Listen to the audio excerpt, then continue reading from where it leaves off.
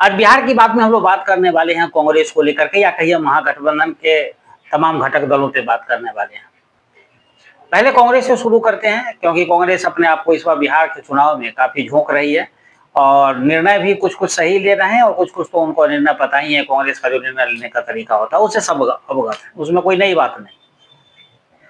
Akhilesh Prasad Singh, doctor Akhilesh Prasad Singh पूर्व अध्यक्ष बिहार कांग्रेस, उनको स्कैनिंग कमेटी से हटा दिया गया है।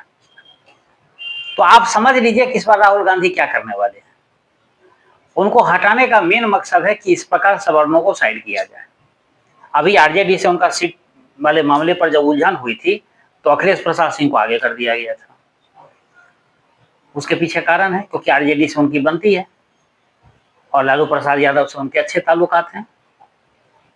तो कांग्रेस को लगता है कि जिसको जहां कैश करना है यूज एंड थ्रो कैश करो और फिर उसको लात मारो। यही अखिलेश प्रसाद सिंह के साथ हो रहा है और अखिलेश प्रसाद सिंह को लग रहा है कि उनको पहले बीच में लग गया था, उनको भी गलतफहमी हो गई थी जब तेजस्वी को सीएम बनाने के लिए वो सब चर्चा करने लगे थे क्योंकि वो आरजेडी के करीबी हैं तो जाहिर सी बात है कि वो तेजस्वी को सीएम बनाने की बात करेंगे और वो कांग्रेस का पत्ता काट रहे थे।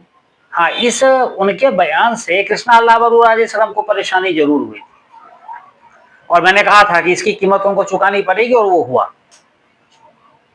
ये हमने पहले चर्चा की थी कि जिस प्रकार से वो तेजस्वी के सीएम बनाने पर जो बात कर रहे हैं उसमें कन्हैया कुमार भी कूदे थे, बक्सर के विधायक थे मुन्ना तिवारी, वो भी थे। अब मुन्ना तिवारी को टिकट मिलेगा नहीं मिलेगा तो मैं नहीं जानता हूँ कि कन्हैया बिहार से बाहर है और अखिलेश प्रसाद सिंह का भी असर आप देख ही रहे हैं कि स्क्रीनिंग कमेटी से बाहर कर दिए गए। यानी कि चुनाव के समय में जो स्क्रीनिंग कमेटी होती है उसका क्या महत्व होता है सबको मालूम है। तो पहले अध्यक्ष पद उन्होंने बिहार का गंवाया और अब जो भी कुछ था उनको उम्मीद उससे भी गए। अब वो कांग्रेस में बने रहते हैं या नहीं रहते हैं चुनाव तक ये तो देखने वाली बात होगी।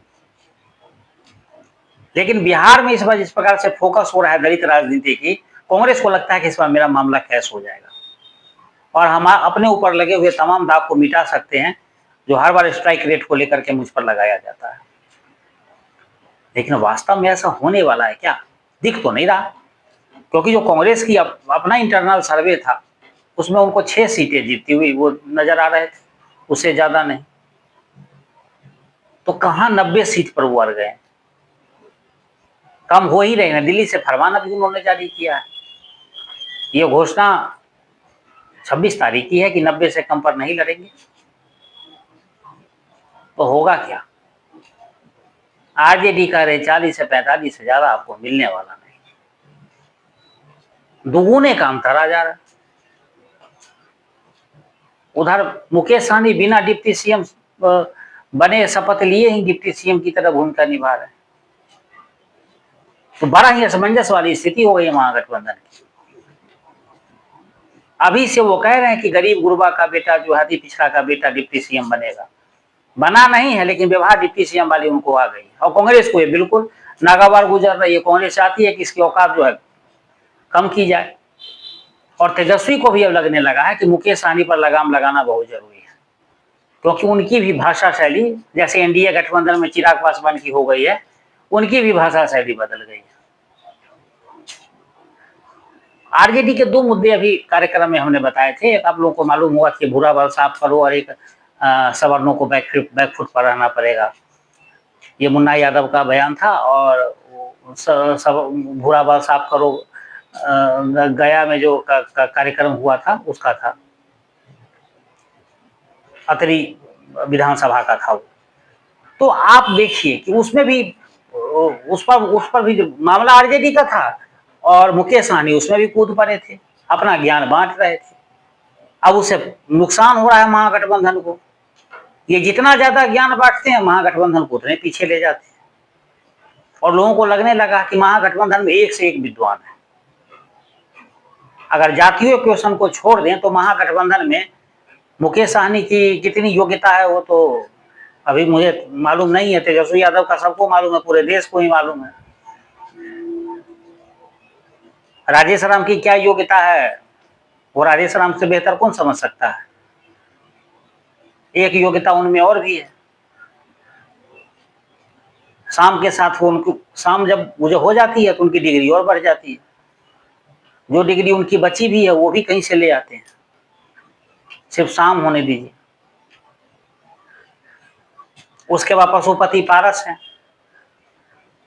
मुझे तो नहीं लगता कि कहीं लंदन से इन्होंने पढ़ाई की। तो ऐसे ही हैं सब लोग, पढ़े लिखे काफी विद्वान लोग। तो समाज के बारे में तो इनका ज्ञान तो बढ़ेगा ना, और वो ज्ञान देने के चक्कर में महागठबंधन का नाश कर रहे हैं। और जिस प्रकार से कांग्रेस अड़ गई है और आरजेडी से जिस प्रकार से उनके रिश्ते बन रहे हैं और मुकेश सहनी जिस प्रकार के प्रयास कर रहे हैं, उसे साफ हो गया है कि महागठबंधन की नैया डूबने वाली, मुकेश सहनी खुद डुबा देंगे।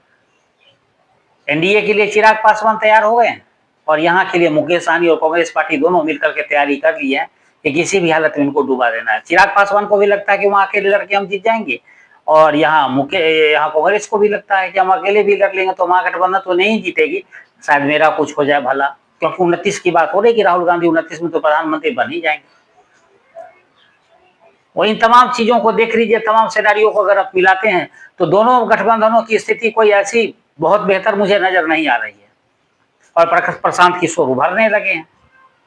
तो इस त्रिकोणीय मुकाबला में अगर मुकेश सहनी का कद कम न किया गया, उनकी भाषा शैली नहीं बदली, तो महागठबंधन के लिए भी वही चिंता वाली बात है जो एनडीए में चिराग पासवान को लेकर के है। और कांग्रेस का जीत कहीं ना कहीं महागठबंधन के लिए एक परेशानी का सबब बनने जा रही है।